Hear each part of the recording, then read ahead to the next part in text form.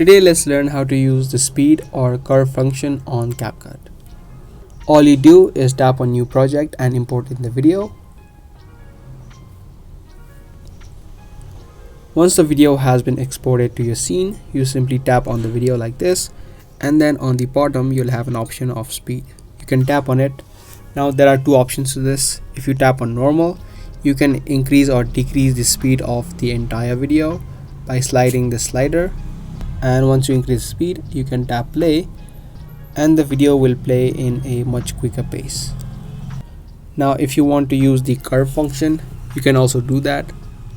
If you tap on curve, you'll have a few options where you can either add in a custom speed or add in a speed that has been given as a template.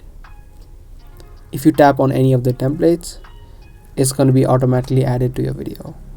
But if you don't want that, you can also do the custom. Tap on the custom option and then tap on edit.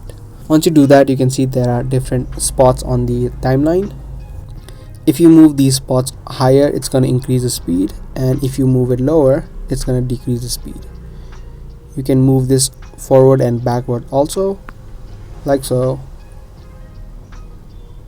Now if you want any extra beats in the middle, you can also do that. Just place your cursor in the middle and then tap on add beat, and this makes adjusting your speed much more easier.